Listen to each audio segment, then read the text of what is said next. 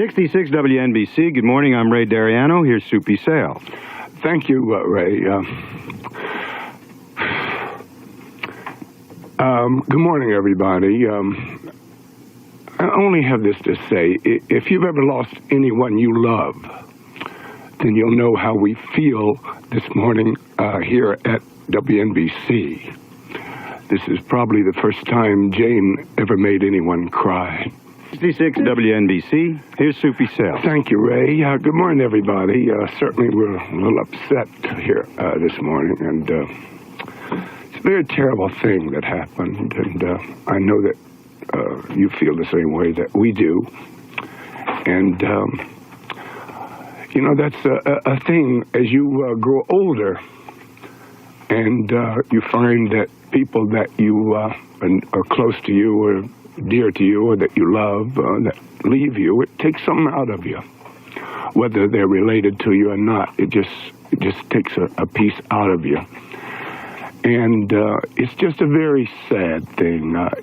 You know what, Ray, the thing, you know, when Jane, she came in the other day and she was wearing a Mets uniform. I mean, that's the kind of person she was. She was something, you know. She was totally unique. Totally unique. Individual. Just a unique individual. Yeah. I mean, not just, you know, just a wild, crazy person who loved life and had done a lot of things and worked a lot of places. And I've never met anybody who met her or ever spent any time with her that just wasn't crazy about her. Oh, yeah. She just was that type of a person. And not that we intend to do 5 hours in tribute to Jane, but that's all right with me, because once in a while in this business you run across somebody who is an honest person, who's a nice person and a talented person, and Jane Dornacker was just that. Not only was she, you know, a fine news reporter, but she was a funny lady. When I went to see her at the duplex down in the village, and she was funny. Remember, I came back and I said, if she's ever playing in a club, you know, you should go see her, because she's so funny. And the reason that made her so, one of the reasons made her, that she was natural, and she was naturally funny. Like the other day, she came in wearing a Mets uniform. Said this is going to change their luck and they're going to win. That's right. And we fell down breaking up laughing, because I mean, that's the kind of person. They started winning. They started winning, and she just it was a Jane Dornacker Mets uniform, though. It wasn't a typical. It was sort of like a female Mr. T. Yeah, that's with the orange sweatpants and a Mets shirt and red high-top sneakers and we said, orchid in her hair. Yeah, and we said, what are you dressed up as? And she said, I'm going to bring the Mets good luck. This is my own Mets uniform. Really? And that's the type of person she was. It's just a terrible, terrible tragedy. She'd come back from vacation, and it was, in September, wasn't it? Yeah, I think so. Yeah, about a month ago, yeah. So she'd gone to San Francisco, and I said, did you have a good time on your vacation? And she said, no. She said, because her husband had died. Her ex-husband. That's right. Naomi's father. Right. And she had put in the 2 weeks. The guy died while she was on vacation out there in San Francisco. So she certainly, her beautiful daughter, and her daughter is absolutely gorgeous. Just gorgeous. Yeah. And she said she didn't have a good time because she had to, you know, to be with her daughter. Right. And it's just a terrible tragedy. We're just really, until, you know, I don't have to tell you folks, if anybody, you know, close to you or where you've worked or something, and that you have a great affection for has passed away, then you know exactly how we feel here at WNBC. It's a great loss. And we certainly... San Francisco, I mean, she has a cult following out there. She has a cult following out in San Francisco, you know, and she was in the musical group, The Tubes. And, and she was the first female male person, I guess you would have to say. A mail carrier. Yeah. Yes. And she was a comedian. She played the piano. She was a writer. Yes. And we just dearly loved her. Yeah. And we spent some time. She'd come in on the show, and it was just, to know her, it was just really a pleasure. Because in a industry that's filled with a lot of weird kind of people, sincere or not, she was a nice person, a sincere person, and a real person, and we dearly loved her here at WNBC. And yeah, the person you heard on the radio, that was that was really. And the thing about Jane is, when she showed up, she was the talk of the place. Oh, I know it. I mean, this woman had such a presence that you couldn't ignore her. I mean, she was just a totally unique and loving individual. You know those things, those hostess cakes, those snowballs? Yeah. She did a thing in her act that is just one of the funniest things I'd ever seen, where she did like 15 minutes with just one of those snowballs, what you could do with it, you know. And, I mean, that was just, she was a very creative lady. Yeah. And you find very few of those around in this business. And we will really miss her. And if you were...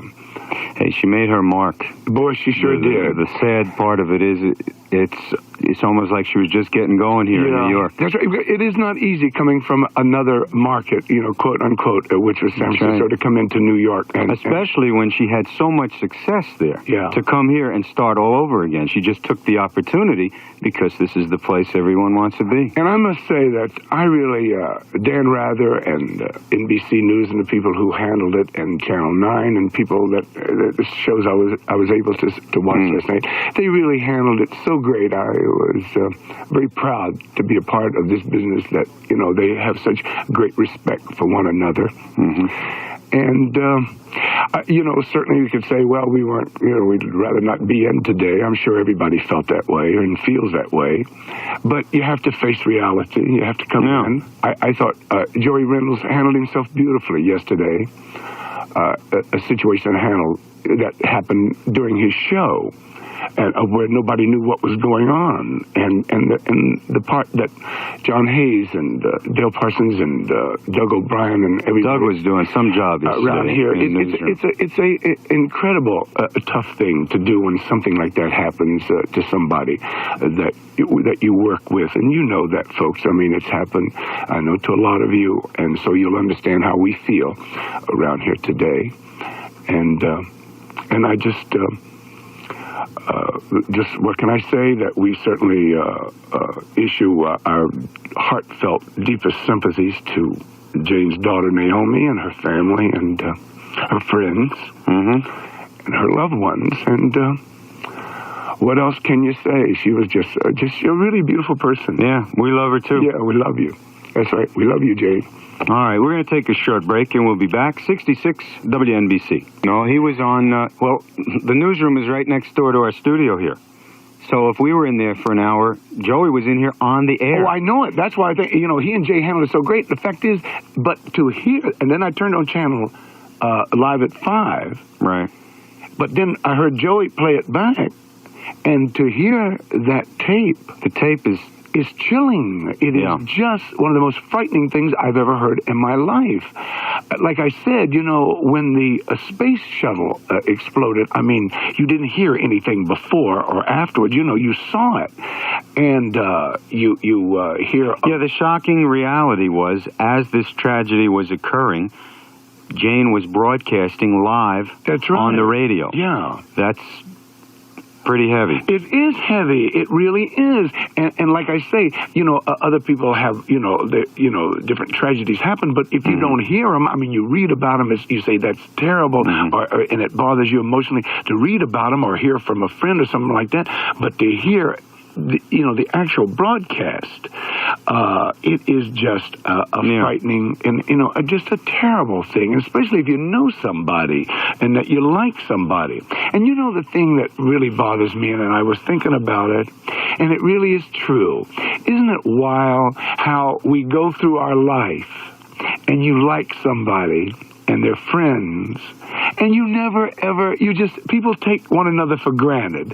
You know, you say, hey, we'll have a drink, we'll go over the house, let's say hello, and you call up somebody and tell them a joke, or how's your family, how are the kids, and nobody ever says to anybody, you know something, I like you, I really do. And you should do that. And, that's one of the things. Well, she did it. Yes.